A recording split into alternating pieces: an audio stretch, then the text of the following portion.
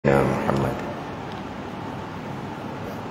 A'udzu billahi minasyaitonir rajim. Bismillahirrahmanirrahim.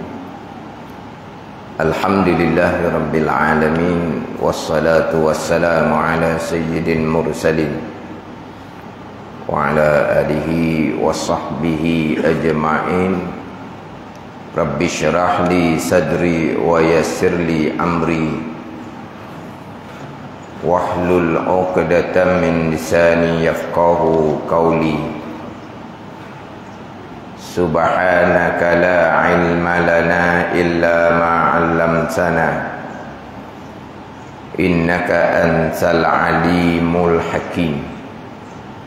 Wala haula wala quwwata illa billahil aliyyil azim.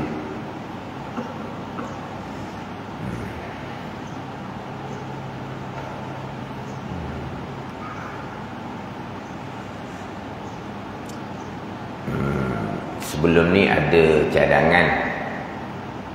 Oleh kerana kita Al-Misbahul Munir ni hak malam Selasa tahun lepasnya sampai di muka surat 36.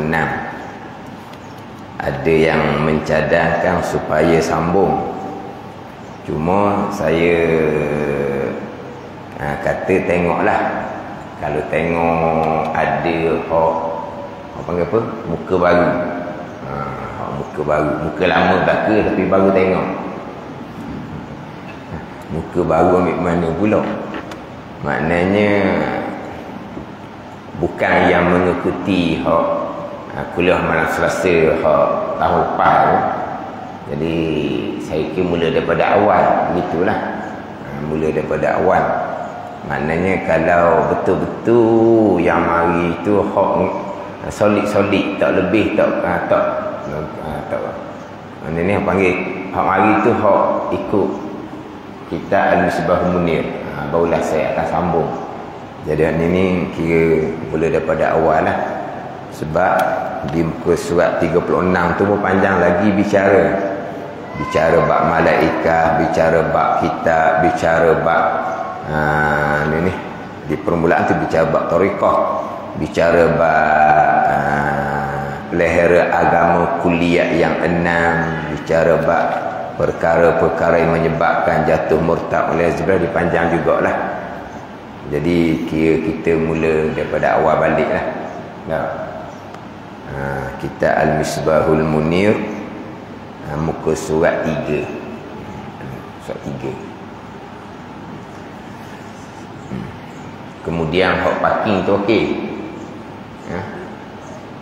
Saya minta tadi supaya parking tu dibuka.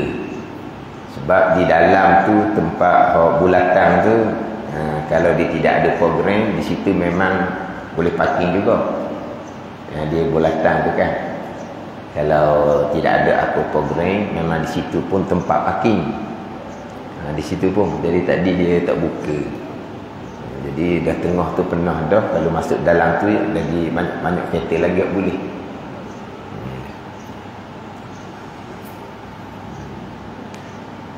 Kita Al-Misbahul Munir, muka surat 3 bagi atas sekali. Qala al-muallifu rahimahullahu ta'ala wa nafa'ana bi'ulumihi amin. Bismillahirrahmanirrahim. Alhamdulillahilladzi amarona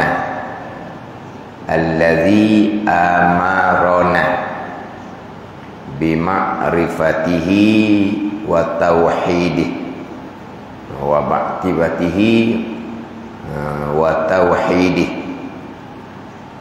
Kemudian sambungan di bawah tu, wassalatu wassalamu ala sayyidina Muhammadin ba'asahullahu ta'ala binubuwatihi wa risalatihi. Itu hak pendahuluan kita. Kemudian wa ala alihi alladzina yuharriduna bi izharil haqqi wa i'la'i dini, wa i'la'i dini bi izharil haqqi wa i'la'i dini, wa i'la'i. Hamzah tu bukan atas alif, bukan tu. Wa i'la'i, lam alif kemudian hamzah, bukan hamzah atas alif. Wa i'la'i, meninggikan, dini, agamanya, agama Allah Subhanahu wa taala. Jadi tu kena baiki sikit. Wa ala alihi wa ashabihi alladhi yuharriduna bi izharil haqqi, bi izharil haqqi wa i'la'i. Di situ hamzah atas alif dah. Hamzah selepas. Wa i'la'i dini, dan meninggikan agamanya, agama Allah. Itu hak pendahuluan kitab, hak bahasa Arab. Boleh didatangkan terjemahan. Cuma terjemahan bagi Bismillahirrahmanirrahim tidak didatangkan. Terjemahan kepada Bismillahirrahmanirrahim tidak didatangkan. Terjemahan bagi Alhamdulillah ada. Wassalatu wassalamu ala sayyidina Muhammadin, terjemahan dia ada. Wa ala alihi wa ashabihi pun ada terjemahan. Tetapi terjemahan kepada Bismillahirrahmanirrahim itu tidak didatangkan. Kemudian suara speaker okey. Okey. Bunyi macam kuat. Kalau okey tak apalah. Tak gepa. Dah. Jangan awak komang gitu. Komang gitu. Dan ngajar masjid mana? Ni bukan masjid batu kata. Bukan masjid batu, batu lelaki. Bukan masjid Kristen. Bismillahirrahmanirrahim, terjemahan biasa yang diterjemahkan dengan nama Allah yang Maha Pemurah lagi Maha Mengasihani, dengan nama Allah. Jadi dengan nama Allah tu haraf jar dia ada muta'allaq dia ada tempat tempat dia sakut. Jadi bismillah berharaf jar, ada muta'allaq dia. Dengan apa ni? Aku mulai kitab ini dengan ada. Jadi muta'allaq dia. Sebab ba tu haraf jar. Jadi dia ada muta'allaq dia, ada tempat gantung dia. Jadi muta'allaq ni mahzuf. Ni boleh takdirkan dengan fi'il, boleh takdirkan dengan isim. Muta'allaq yang mahzuf tu. Fi'il yang ikhtisas pun boleh, fi'il yang am pun boleh. Ni hak pembicaraan dia lah. Tapi yang biasa diterjemah, kemudian muta'allaq tu kita nak takdimkan pun boleh, nak takhir pun boleh. Takdimkan kita dahulukan. Aku mulai kitab ini dengan nama Allah yang Maha Pemurah lagi Maha Penyayang. Itu diletak muta'allaq dia di awal. Dia boleh letak di hujung. Dengan nama Allah yang Maha Pemurah lagi Maha Mengasihani, aku mulai kitab ini. Boleh juga. Sebab tu kalau kita tengok terjemahan kitab Jawi, Bismillahirrahmanirrahim, terjemahan kitab Jawi, terkadang aku mulai kitab ini dengan nama Allah. Terkadang dengan nama Allah yang Maha Pemurah lagi Maha Penyayang, aku memulai kitab ini. Faham tak? Jadi aku mulai kitab ni dia jadi muta'allaq bagi berharaf jar. Tapi ada kitab bubuh di hadapan, ada kitab bubuh di belakang. Ini diterjemahan lah. Aku mulai kitab ini. Aku mulai kitab ini dengan nama Allah yang Maha Pemurah lagi Maha Penyayang. ataupun dengan nama Allah yang Maha Pemurah lagi Maha Penyayang, aku memulai kitab ini. Yang mana muta'alaq bagi harf jar tu seeloknya bubuh di belakang. Seeloknya bubuh di belakang. Aula dia gitu. Supaya permulaan kita dengan nama Allah. Kalau letak depan, aku mulai kitab ni dengan, jadi mana ada hak lain depan. Yang aulanya dengan nama Allah yang Maha Pemurah lagi Maha Penyayang, aku memulai kitab. Itu lebih baik. Kemudian akan bawa pada faedah besar pula. Dengan nama Allah Ta'ala jualah aku memulai kitab. Itu lagi baik. Ini kira hak terjemahan lah. Yang mana-mana kitab pun memang ada permulaannya dengan Bismillahirrahmanirrahim.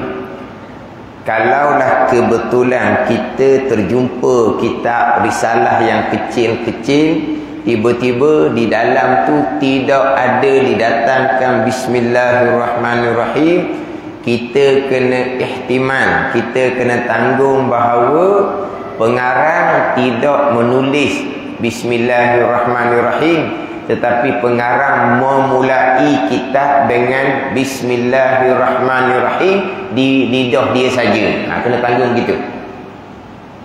Mana kita tengok jumpa satu kitab, tiba-tiba tidak dimulai dengan Bismillahirrahmanirrahim, terus kepada kandungan kitab.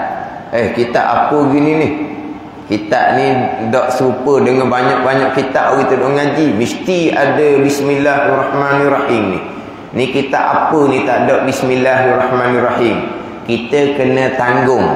Kita kena letak bahawa yang mengarang kitab, yang mengarang risalah tu baca Bismillahirrahmanirrahim dengan lidah saja.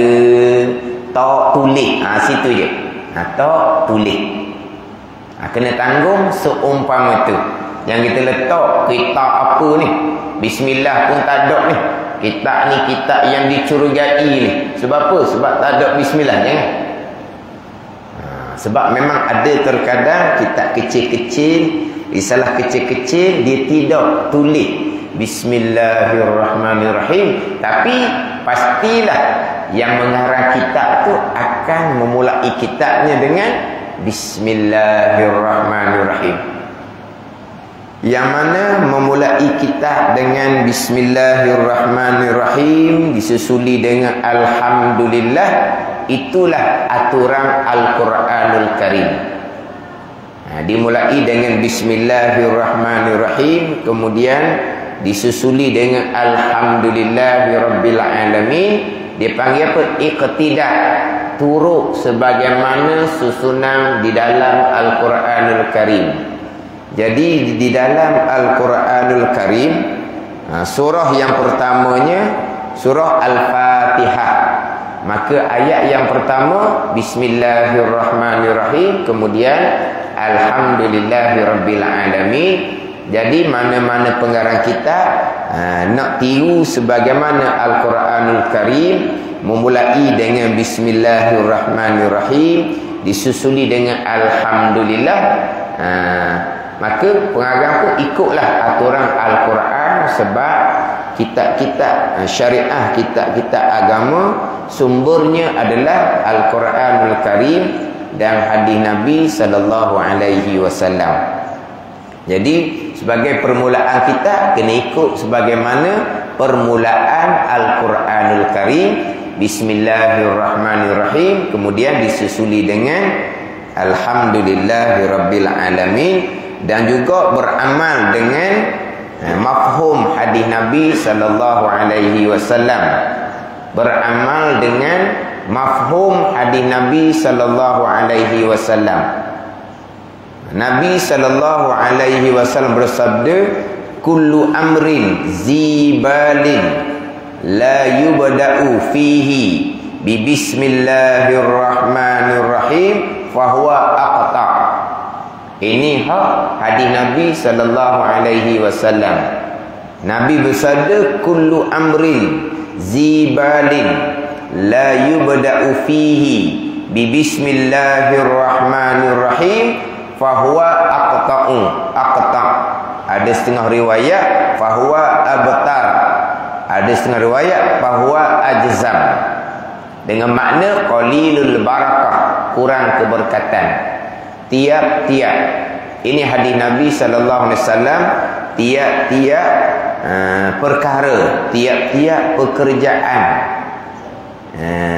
zibalin, yang mempunyai cita-cita pada syarak, yang bernilai pada syarak, yang tidak dihukumkan haram, yang tidak dimakruhkan, yang tidak dimulai padanya pada pekerjaan tadi dengan bismillahirrahmanirrahim, maka pekerjaan yang tidak dimulai dengan bismillah aqta', terpotong, mana kurang keberkatan. Aqta', abtar, sama ada makna tu. Abtar ni ada makna terpotong, ada pun hok dalam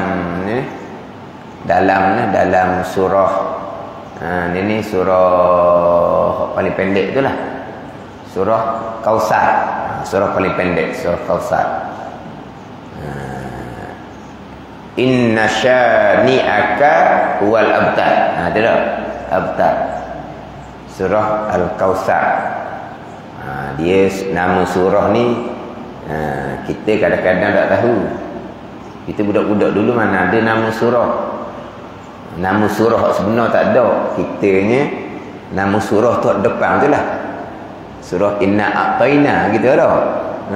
Surah Al-Kausar ni kemudian baru kita tahu. Kita nama surah tu depan tu. Surah Lam Yakuni gitulah. Surah Bayyinah kita tak kenal. Tapi orang muda-muda ni tak tahulah. Orang muda-muda ni dia didedahkan dengan nama surah betul dah. Orang muda-muda ni memang dia didedahkan nama surah nama sebenar. Dak dulu nama surah kitanya Inna A'tayna lah. Kalau surah Bayyinah tu surah Lam Yakuni. Kalau Fatihah surah Al-Han. Al-Han tu lah. Surah Al-Han. Al-Han beranak-beranak. Tapi kalau surah Al-Han tu, surah Al-Han tu, nama suratul Fatihah tu surah Al-Han tu, Suratul Hamdi nama dia. Sebab dia ada 8 ke 10 nama gitulah suratul Fatihah ni. Suratul Fatihah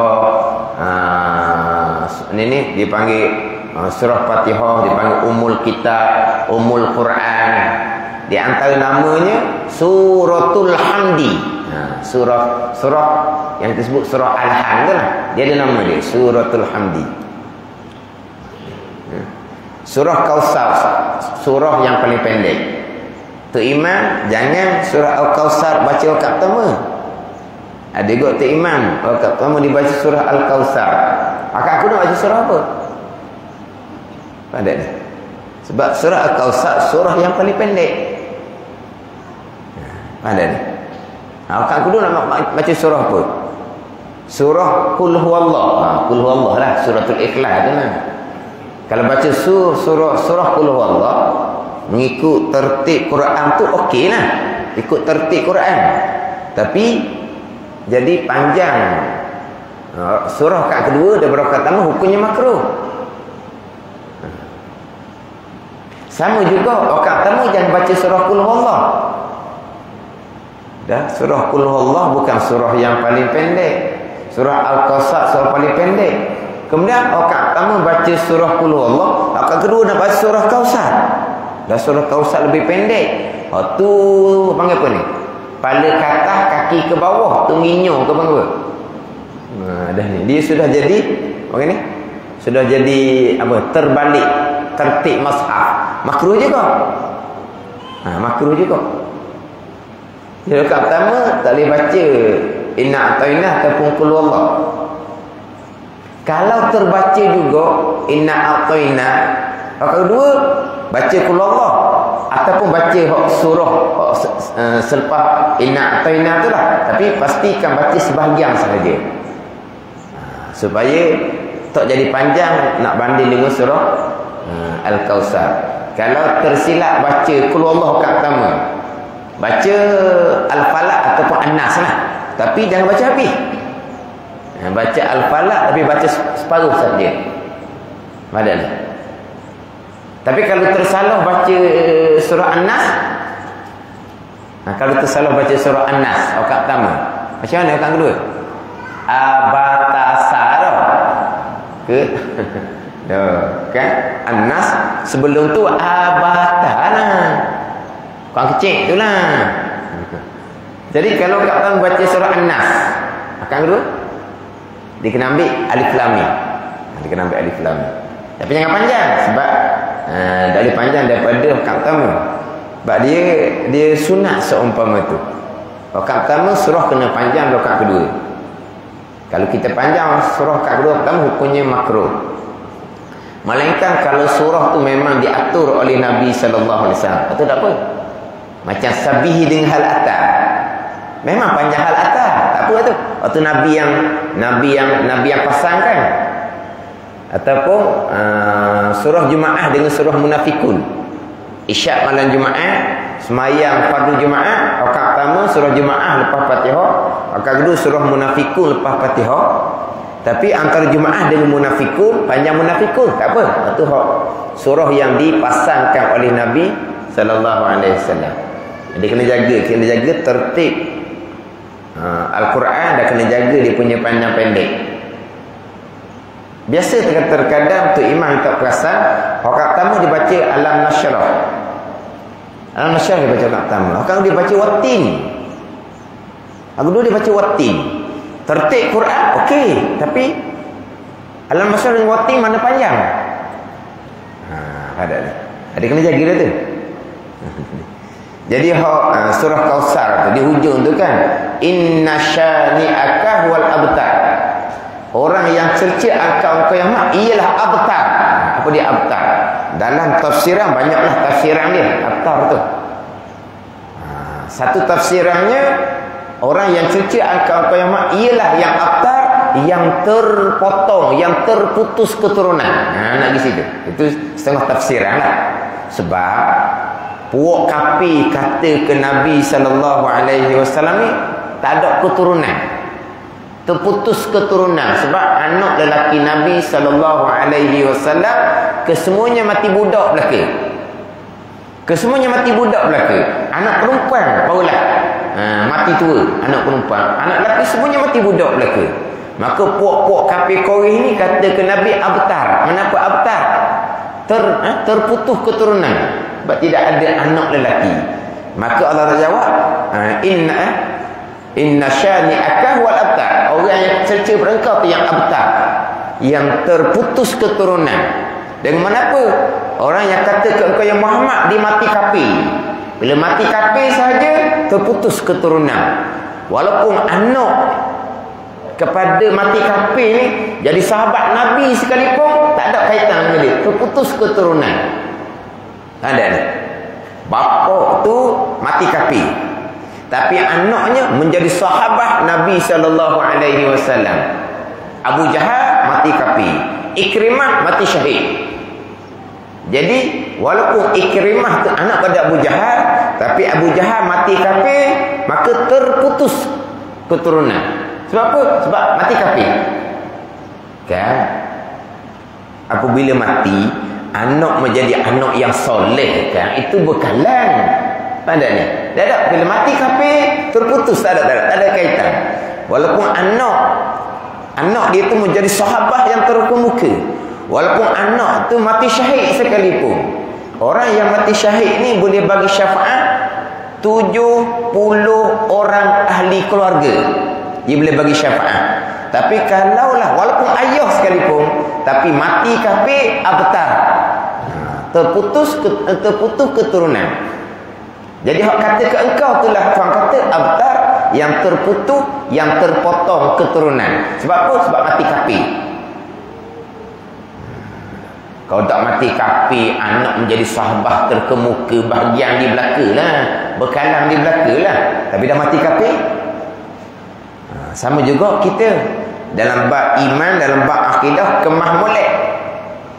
Berpegang dengan akidah yang terpesong, amal tidak diterima, walaizabillah, mati kufur, walaupun anak soleh ramai mana sekalipun, walaupun sedekah jariah atas seorang diri, buat satu masjid sekalipun, sama sekali tidak akan dapat manfaat, terputus dengan mati kafir. Walaizabillah. Kafir Mekah, mati kafir tu jelas-jelas lah mereka mati kafir. Kita orang Islam, kalau berakidah dengan akidah yang terpesong, amal ibadah tidak diterima. Sentiasa berada dalam sebesar pegangan yang terpesong. Jadi sampai masa nak mati macam mana? Belum lagi bicara bab orang Islam tetapi berakidah dengan akidah yang kafir. Itu putus hawa-hawa lagi dah. Itu putus hawa-hawa lagi dah.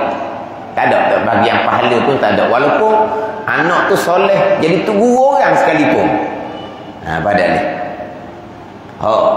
Cerca Nabi tu memanglah mati kafir. Tapi dia kata ke Nabi, abtar, mana apa ni? Terputus keturunan. Sebab anak lelaki Nabi mati kecil belaka. Hikmahnya sebab anak Nabi-Nabi yang lain ada yang diangkat menjadi Nabi. Tiba-tiba Nabi SAW ada kesudahan. Nabi kesudahan, jadi anak Nabi SAW menjadi orang biasa. Menjadi orang biasa lah. Sebab Nabi adalah khatamul anbiya wal mursalin. Jadi anak Nabi menjadi orang biasa. Jadi kuranglah anak Nabi jadi orang biasa. Itu hikmah Allah Ta'ala mati anak lelaki Nabi mati kecil belaka. Itu hikmah dia. Kan anak Nabi-Nabi terdahulu kan ayah Nabi, anak Nabi. Nabi Daud, anaknya Nabi Sulaiman. Itu belum cerita Nabi Ibrahim AS. Nabi Ibrahim AS anak dua no, jadi Nabi. Ismail dan Ishaq. Ishaq pula anak dia Yaqub. Yaqub pula anak dia Yusuf. Daripada Nabi Ibrahim AS, anak dua orang Nabi, cucu Nabi, cicit Nabi, tiba-tiba anak Nabi SAW menjadi orang biasa. Itu kekurangan, itu hikmah Allah Ta'ala matikan anak lelaki Nabi mati budak, mati kecil. Tapi orang kafir cerca lah. Abtar sebab apa? Sebab tak ada anak. Itu di antara makna lah. Aqtar, abtar, ajzam. Dengan makna perbuatan yang bernilai pada syarak, tiba-tiba tidak dimulai dengan bismillahirrahmanirrahim, maka perbuatan tu qalilul barakah. Itu makna terpotong, kurang keberkatan. Jadi keberkatan ini, dia barakah ni bertambah kebajikan daripada Allah Subhanahu wa taala. Bertambah kebajikan. Mana kalaulah kitab ni barakah, bertambah kebajikan dengan bahawa kitab ni diambil manfaat. Diajar, kemudian orang minat belajar, kemudian orang beramal. Itu barakah dia panggil. Itu barakah. Bertambah kebajikan daripada Allah. Daripada kitab tu orang mengajar. Orang belajar. Orang mengajar boleh pahala, orang belajar boleh pahala, orang beramal boleh pahala. Kesemua pahala ni akan dapat pada tuan kitab. Itu barakah. Dengan kitab yang dikarang, bertambah kebajikan tuan kitab daripada Allah Subhanahu wa taala, panggil kitab yang penuh barakah. Orang sekarang dia penting kepada berapa buah buku dah yang ditulis. 100 buah buku yang ditulis. Tapi buku hidup mana? Siapa beli? Siapa mengajar? Siapa mempelajarinya? Tak tahu pun kita ni. Dia banyak buku, banyak 100 lebih. Dah buku hidup mana? Orang sekarang kan penulisan banyak. Barakahnya ada ke tak? Jadi kalau kata ilmu yang barakah, dengan ilmu bertambah kebajikan kita buat amal. Kalau kata umur yang barakah, mana bertambah umur, bertambah kebajikan. Itu umur yang barakah. Harta yang barakah. Bertambah harta, bertambah kebajikan. Itu harta yang barakah. Harta bertambah tapi kebajikan tidak bertambah. Itu harta yang kurang barakah. Jadi barakah ni bertambah kebajikan daripada Allah Subhanahu wa taala. Jadi tiap-tiap pekerjaan yang dicipta pada syarak, yang dimuliakan pada syarak, yang bernilai pada syarak, yang penting pada syarak, yang tidak dimulai dengan bismillahirrahmanirrahim, maka perkara pekerjaan tersebut kurang barakah. Jadi mafhum hadis Nabi kena baca bismillah. Itu mafhum dia.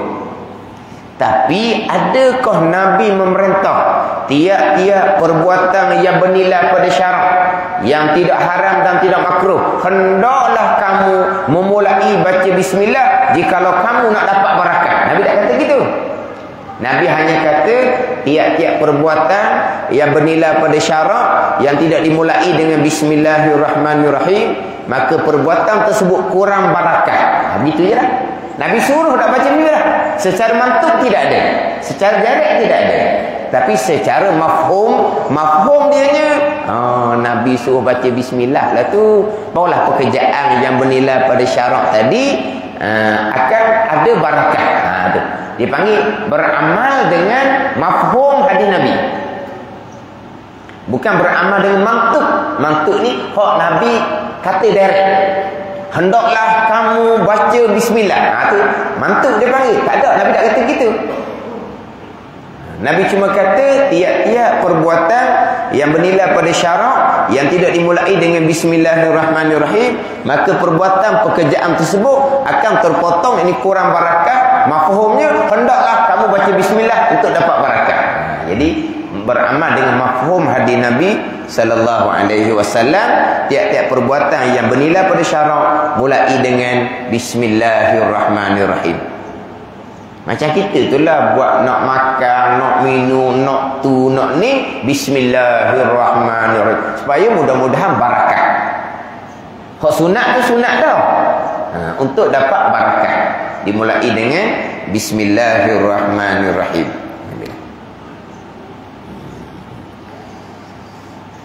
Dia perbuatan yang bernilai pada syarak ni bukan perbuatan yang haram dan bukan perbuatan yang makruh. Perbuatan yang haram, baca bismillahirrahmanirrahim, jatuh hukum haram juga. Perbuatan yang makruh, kita nak buat satu benda yang makruh, kita baca bismillahirrahmanirrahim, makruh juga. Kan tak ni? Cuma dalam kitab fiqh dia akan bicara panjang sedikit lah. Perbuatan yang haram, kita mulai dengan bismillahirrahmanirrahim. Perbuatan haram yang mana? Dia akan bicara panjang. Dia perbuatan yang haram, haram zati, haram semata-mata. Memang perbuatan tu haram. Hukum asal dia haram, dia panggil haram zati, haram semata-mata. Haram, mana perbuatan tu perbuatan yang perbuatan tu bukan haram semata-mata. Perbuatan yang haram zati. Nak kata macam mana? Contoh macam minum arak, haram zati. Satu laginya minum air mineral. Apa hukum minum air mineral? Halal, harus. Ada ni. Minum arak, minum air mineral. Minum arak haram zati dia panggil. Haram. Kenapa? Lepas tu nak pergi pula kepada minum air mineral. Apa hukum? Halal, harus. Air mineral kepunyaan orang tanpa izin tuan dia. Ada ni. Apa hukum? Haram. Haram apa? Haram aridi dia panggil. Haram aridi. Haram kerana air mineral kepunyaan orang, kamu tidak minta izin, dia panggil haram aridi. Adapun minum arak haram zati, memang hukum dia haram dah. Arak sendiri ke, arak orang ke, memang haram dah. Dia panggil haram zati. Pada ni minum air mineral halal, harus. Tetapi kerana kepunyaan orang tanpa keizinan tuan dia, maka haram aridi. Aridnya haram kerana tu ni ma'arid disukung tu. Ma'arid disukung tu maksli je. Tapi aridnya apa? Disukung. Kerana nak baca mati kerana wakaf. Dia panggil ma'arid disukung. Tu kan ni. Ke terjemah macam mana ma'arid disukung? Gitulah arid. Asalnya maksli, tapi oleh kerana dia nak baca dengan bagi mati kerana wakaf, dia panggil ma'arid disukung. Hukum asal maksli. Hukum asal minum air mineral halal, harus. Arid kerana arid ni perkara yang mendatang. Arid ni asal perkara yang mendatang. Apa arid dia ni? Perkara mendatang kerana kepunyaan orang tanpa diizinkan oleh tuan dia. Tu arid. Dia panggil haram aridi. Haram kerana. Tu aridi. Dia arid ni kalau kira asal makna gok, arid ni yang baru datang. Begitulah bukan makna arid. Dia zati ni nak terjemah macam mana? Maknanya hukum dia haram. Sila. Dia ada makruh yang zati, ada makruh yang aridi. Mana makruh yang zati?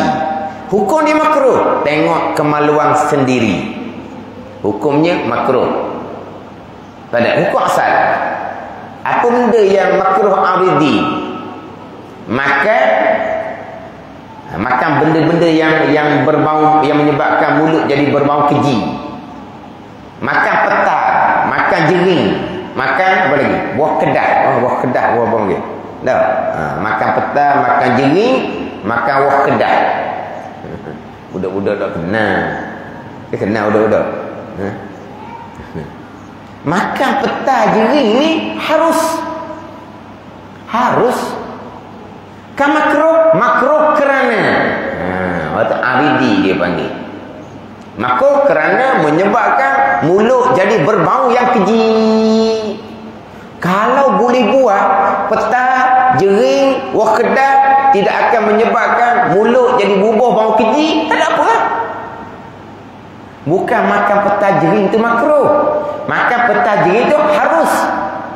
Makruh kerana menyebabkan mulut jadi berbau keji. Jadi kalau boleh, jeruk ke? Jeruk lagi busung. Peta dia jeruk. Jadi kurang bau keji. Legasinya tambah berat kali tu. Buat macam mana? Biar jadi peta jering tidak menyebabkan mulut jadi berbau keji. Tak makruh lah. Aridi. Jadi yang saya sebut tadi berkaitan dengan perkara yang haram kita mulai dengan bismillahirrahmanirrahim. Perkara makruh kita mulai dengan bismillahirrahmanirrahim adalah haram yang zati. Makruh yang zati. Ada ni. Dia nak minum arak, dia baca bismillahirrahmanirrahim, hukumnya haram, bahkan boleh jatuh murtad jikalau tujuan dia untuk menghina akan ayat Al-Quran. Dia nak minum arak, dia pun ambil arak bismillahirrahmanirrahim, dia nak menghina ayat Al-Quran, hukumnya murtad. Dia bukan kata haram saja dah.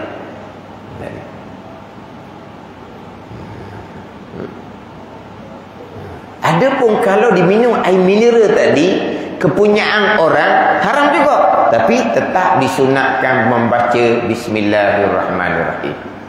Tapi haramnya minum air mineral kepunyaan orang tanpa dibenarkan oleh tuan dia, haram tetap haram, takkan jadi halal. Tambah apa, takkan jadi barakat dengan membaca bismillahirrahmanirrahim. Tapi disunatkan baca bismillahirrahmanirrahim. Sebab kalau kita nak bicara makan yang haram aridi banyak. Kita bicara tadi minum air mineral dengan kepunyaan orang tanpa izinan. Banyak yang mana kita makan hukumnya haram, tapi haram aridi. Kita makan nasi contohnya, kita menggunakan sumber pendapatan daripada sumber yang haram, haram juga. Ada ni. Daripada rasuah kita, daripada riba kita, daripada penipuan kita, kita boleh duit, kita pun makan. Haram juga. Tapi haram aridi. Dari makan tu macam mana? Sunat dah baca bismillah. Sunat baca bismillah.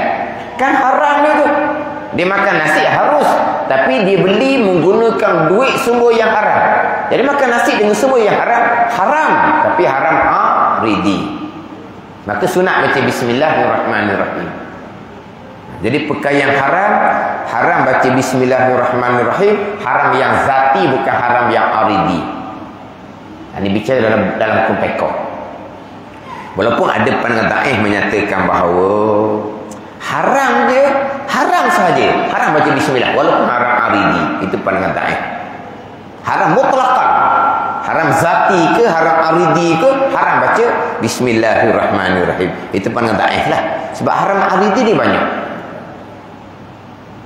Tak makan makanan yang halal dengan sumber yang haram. Haram aridi dia panggil.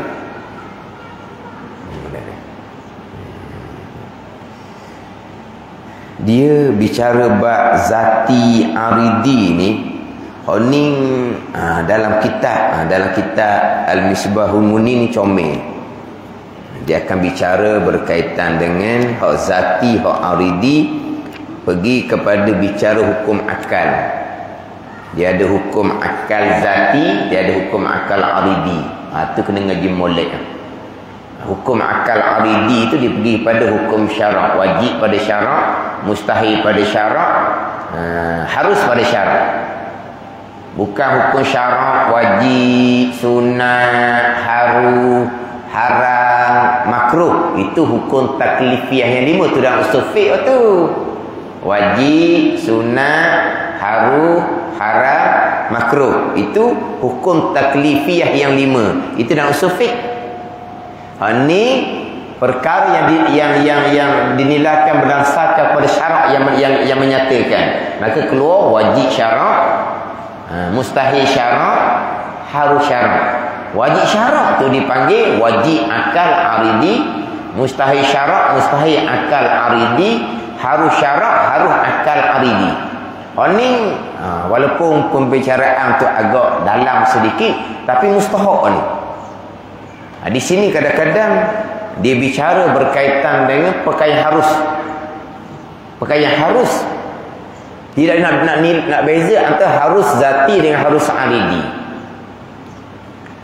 Dia harus zati ni tilik kepada semata-mata kekuasaan Allah, tilik kepada semata-mata pemilikan Allah. Allah nak buat itu, nak buat ini, atas dia belaka.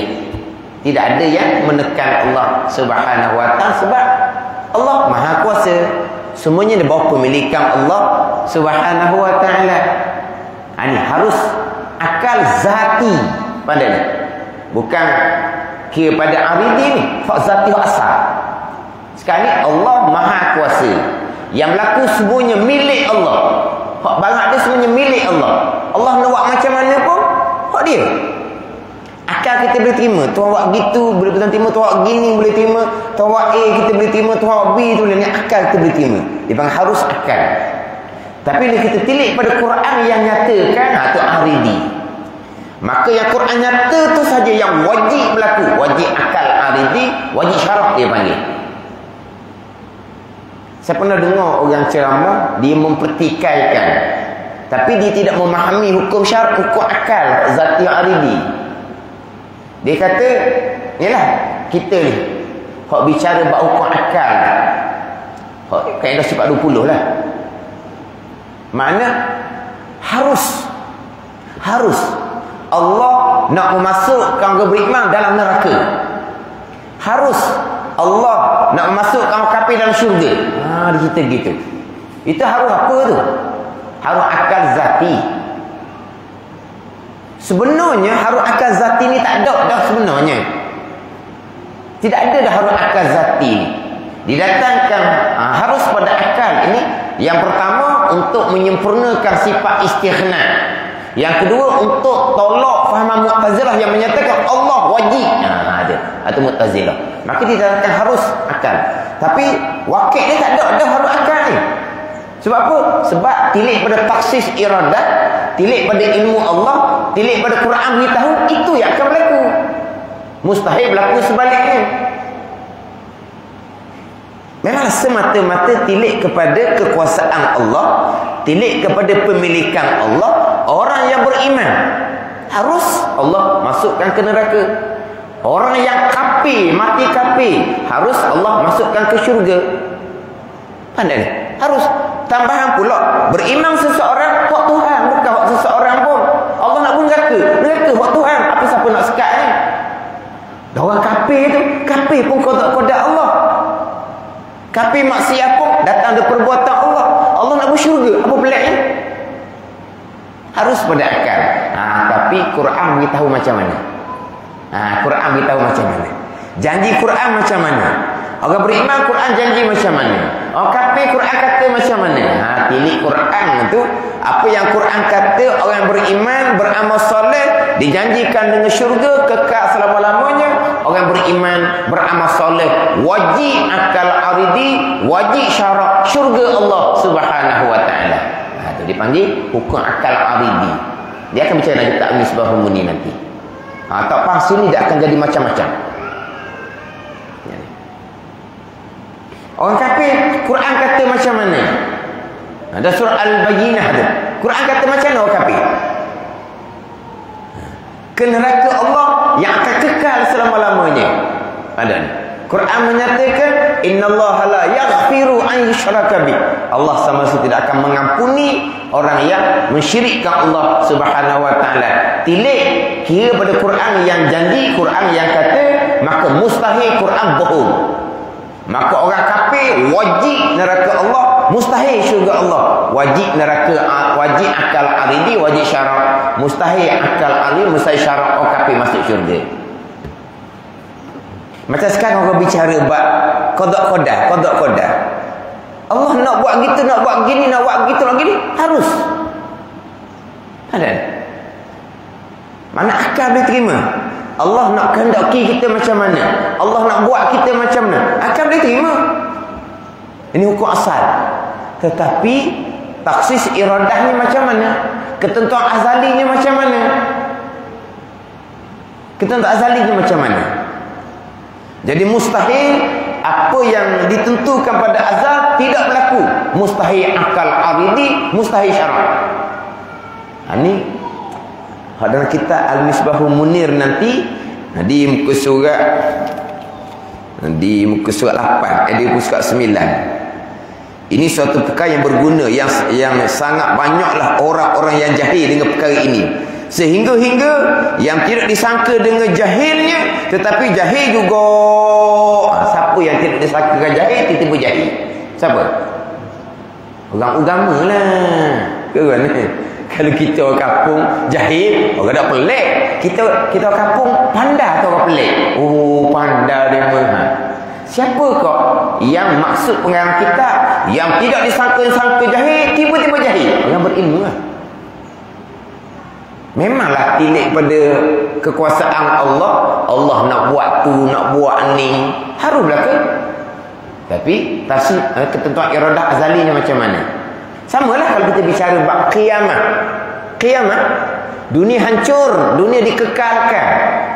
Balik pada akal zati, harus je. Tuan nak hancurkan, akal boleh terima. Tuan nak kekalkan, akal boleh terima. Tapi Quran kata macam mana? Inna sa'ata la'atiyatul la raiba fiha. Tidak ada ragu, pasti akan datang. Bila Quran kata seumpama tu, maka wajib berlaku kiamat. Wajib akal aridi, dia panggil wajib syarak. Tapi kalau pilih pada kekuasaan Allah, Allah Ta'ala bakir. Ni jangan mana ni? Dia boleh bertukar ni. Sebab tadilah dia bicara hukum akal zati ni, kalau kira wakil tak ada dah sebenarnya. Sebab Quran sudah janji. Taksis iradah telah menentukan pada azal. Allah mengetahui pada azal. Mana nak ada lagi haru-harunya. Itu dia akan bicara nanti zati dengan aridi. Istilah ni kita kena ingat. Walaupun pembicaraan tu mungkin agak payah sedikit, tapi tak apalah. Sekadar-sekadar kita Mana kita pernah dengar kalau timbul pula hak Tuhan belaka, Tuhan nak ubah lah kehendak dia.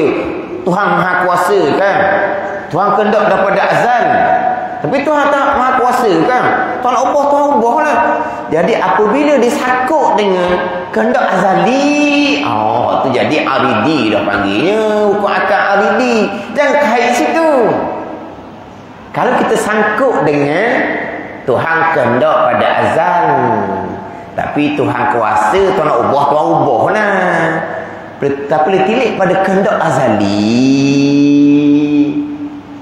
tak ada adalah harus akal zatinya, wajib akal aridi lah, wajib syarak. Apa yang Tuhan tentukan pasti berlaku, berubah mustahil akal aridi, mustahil syarak. Kalau tentu azali berubah. Hak kata boleh gitu boleh gini, tak bicara bab tentu azali, bicara bab kekuasaan Allah semata-mata. Kita malam permulaan ni. Jadi banyak sangat istitrak roh. Faham tak istitrak? Istitrak ni kita bicara satu-satu perkara yang bukan pada tempatnya, tapi limunasabati. Ada relevan pada ni. Ada relevan dia, nak sakut tu kan. Kan orang ni kan dia ada isu dia nak sentuh, dia takkan sentuh direct. Dia mengajar dia pun apa sender. Siapalah kehendak dia. Boleh nak sentuh politik ke apa boleh kan? Ada ni. Tapi jangan mengajar kitab-kitab. Lepas tu tiba-tiba keluar ayat politik. Orang pun pening. Ni stesen lain ni buat kali ni. Tukar stesen kodi. Tapi macam mana ni? Nak bicara ni. Kitab bicara lain. Pandai.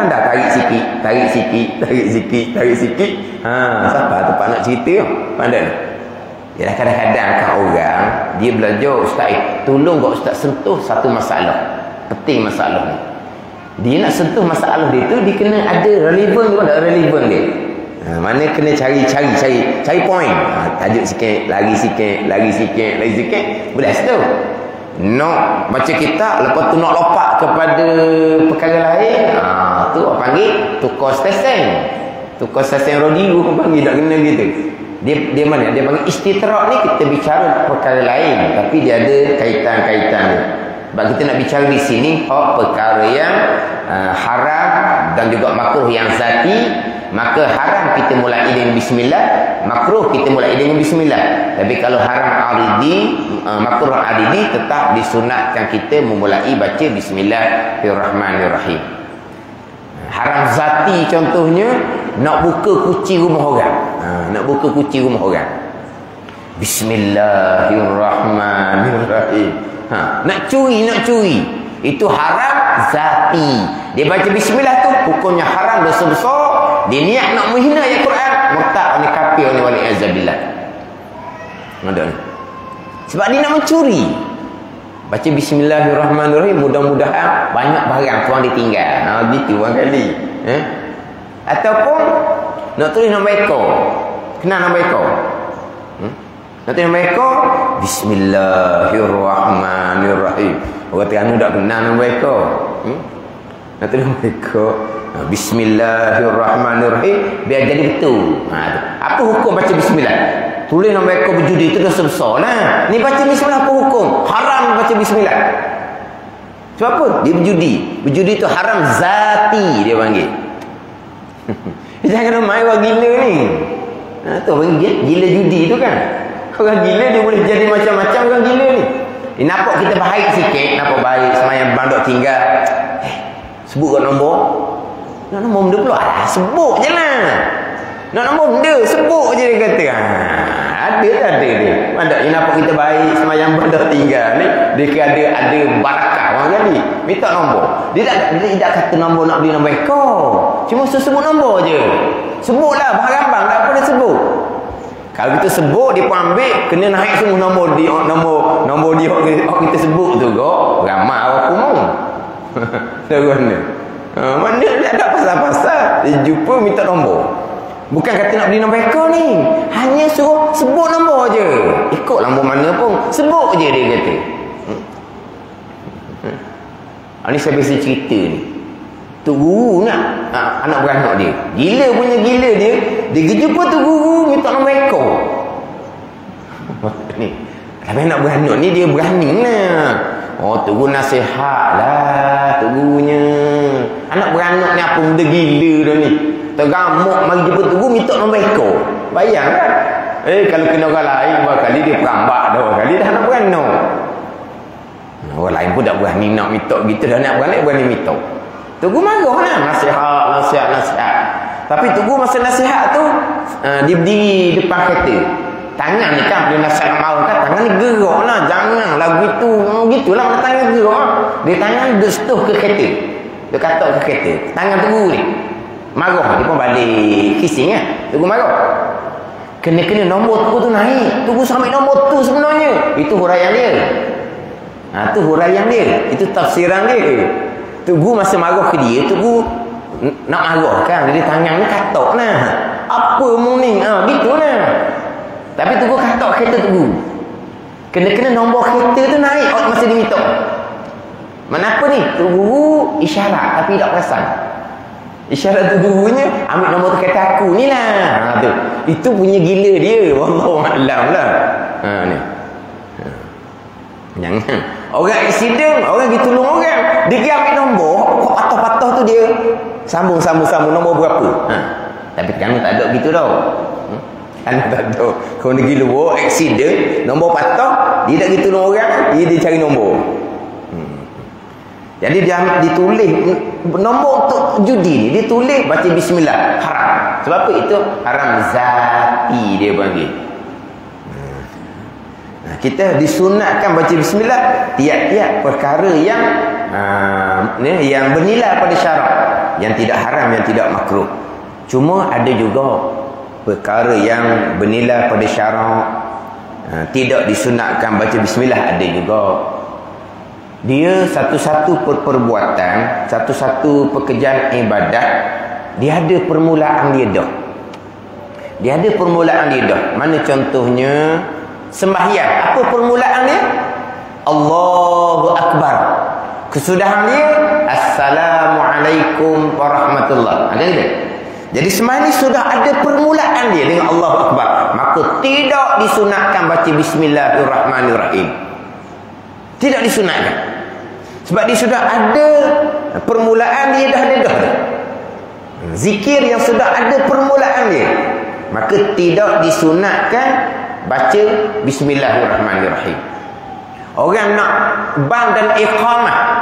Orang nak bang dan iqamah, dia sudah ada permulaan dia dengan Allahu Akbar, Allahu Akbar. Maka tidak disunatkan orang bang iqamah mulai bang dia dengan bismillahirrahmanirrahim. Tidak disunatkan. Tapi kalau baca bismillahirrahmanirrahim sebelum azan, sebelum iqamah, sebelum sembahyang, tak jadi berdosa, tapi tidak disunatkan. Sebab dia kot ada untuk Bilal, dia nak bang bismillahirrahmanirrahim. Tak disunatkan.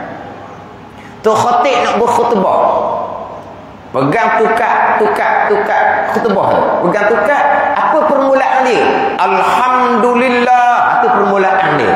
Maka tidak disunatkan mulai dengan bismillahirrahmanirrahim. Itu semua pekerjaan yang bernilai pada syarak, tapi dia sudah ada permulaan dia sendiri. Maka tidak disunatkan kita mulai dengan bismillahirrahmanirrahim. Ada tu khatib, dia pegang tukar bismillahirrahmanirrahim. Barulah alhamdulillah, tak disunatkan mulai dengan bismillahirrahmanirrahim. Tapi dia mulai dengan bismillah berdosa. Tidak berdosa, tapi tidak disunatkan. Dia gitu. Mana ada juga perkara bernilai pada syarak, umpama zikir-zikir yang memang tidak disunatkan kita mulai dengan bismillahirrahmanirrahim. Adapun kita membaca Al-Quran, kalau kita pekoh mazhab Syafi'i kita membaca Al-Quran, pekoh mazhab Syafi'i kita sunat mulai dengan bismillahirrahmanirrahim, walaupun kita mulai Quran tu di tengah surah sekalipun. Ini mazhab Syafi'i kita. Kalau mazhab lain, bukan bismillah tu kita nak mula tengah surah, bismillah di awal surah pun tidak ada. Kalau mazhab lain, di awal surah tu kan 113 surah di awalnya ada Bismillahirrahmanirrahim. Surah Taubah, surah Bara'ah saja yang tidak ada bismillah.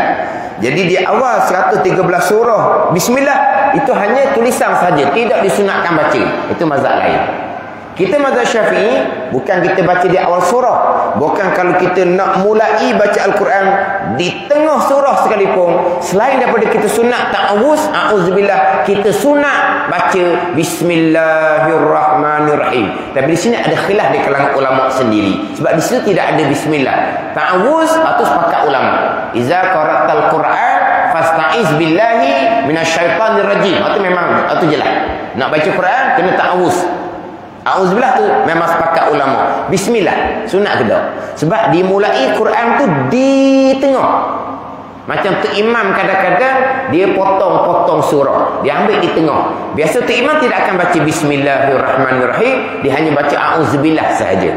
Tapi kalau kita pegang mazhab Syafi'i, walaupun mulai Al-Quran tu di tengah surah sekalipun, tetap disunatkan baca Bismillahirrahmanirrahim, walaupun di tengah surah Taubah, walaupun di tengah surah Bara'ah. Di awal surah Taubah, di awal surah Bara'ah tidak ada Bismillahirrahmanirrahim. Kalau baca Bismillahirrahmanirrahim hukumnya makruh. Itu khilaf antara Ibn Hajar dengan Syekh Ramli. Tiba-tiba kita berhenti baca surah Taubah, Bara'ah di tengah, kita nak mula balik di tengah surah Bara'ah, di tengah surah Taubah. Sunat mulai dengan Bismillahirrahmanirrahim. Tapi khilaf antara Syamil dengan Ibn Hajar, satu pandang kata sunat, satu pandang kata makruh, sebab di tengah surah Bara'ah. Surah Taubah yang di awalnya memang tidak ada Bismillahirrahmanirrahim. Jadi kira-kira kita ni daripada hukum fiqh lah, berkaitan dengan perkara bila pada syarak disunatkan kita baca Bismillahirrahmanirrahim, perbuatan yang bukan perbuatan haram yang zati, dan juga bukan perbuatan yang makruh yang zati. Jadi di sini Bismillahirrahmanirrahim, dengan nama Allah yang Maha Pengagung lagi Maha Penyayang, aku yang di pengarang kitab mulai kitab ini. Alhamdulillahilladzi amarona bima'rifatihi wa tauhidi. Wallahu a'lam. Jadi kira-kira kita ni kita ambil sejam boleh? Sebab kuliah maghrib saya di Masjid Wakaf Tembesu, Faridatul Faraid, malam esok memang saya ni pakat dah dengan fungsi masjid, saya nak ambil sejam. Gitulah.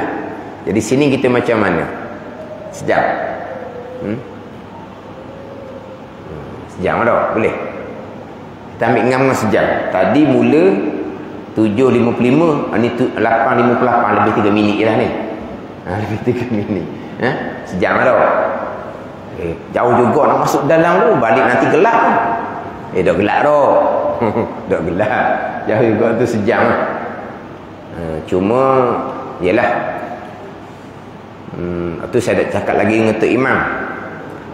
Dia kalau hak maghrib tu kemungkinan lah, nanti saya akan cakap balik dengan Tok Imam, mungkin wirid itu mungkin kemungkinan ada ketika dia kena panjang sikit.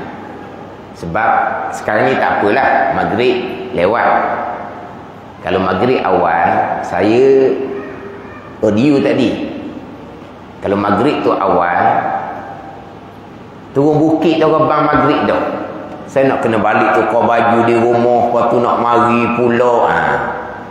Itu nanti saya cakap dengan Tok Imam. Maknanya kalau kebetulan maghrib tu agak cepat sangat, maghrib awal sebelum pukul 7 maghrib, masa di awal. Jadi kemungkinan saya akan minta Tok Imam tu wirid panjang sikit. Kalau saya tak sempat, saya harus maghrib di rumah, gitulah. Tapi kalau sekarang ni okey lah, sebab maghrib tu 7.17. Jadi maknanya ada sikit lah masa untuk saya tu, sempatlah semain sini, gitu je. Tapi kalau maghrib tu awal, jadi situ mungkin kita perlu masa sedikit. Badan perlu masa. Sekarang ni dia apa lagi yang maghrib lewat. Sebab radio, sebab saya nak berhenti awal, sayang. Sebelum ni tadi seperti awal sedikit lah sebab nak mari sini. Kalau sebelum ni saya dapat pukul 7 semua, tadi 7 lebih pun penuh. Tak ada masalah sebab dia tidak ada halangan sebab maghrib lambat. Tapi oleh kerana ada kelas ni, kita berhentilah awal sedikit gitu je lah. Tapi nak berhenti awal sangat, sayang lah. Kalau dia tu sayang, gitu je. Jadi ada ketika terpaksalah maghrib tu dia wirid tu lebih sikit. Dan saya pun kemungkinan kalau maghrib tu awal, saya akan main maghrib di rumah lah. Tu kadang-kadang lah. Dia sekarang ni maghrib masih lagi lewat lagi tak apa. Ada ni. Alhamdulillahillazi amarana bima'rifatihi wa tauhidih. Wallahu a'lam. Bismillahirrahmanirrahim. Alhamdulillahirabbil alamin. Wassalatu wassalamu ala sayyidil mursalin wa ala alihi wa sahbihi ajma'in. Allahumma aftah alaina futuhal arifin. Allahumma allimna ilma akdamin wa fahimna famasabikin warzuqna ruqat talibin. Allahumma zidna ilma wa alhiqna bis salihin. Wa sallallahu ala sayyidina Muhammadin wa ala alihi wa sahbihi wa sallam. Walhamdulillahi rabbil alamin.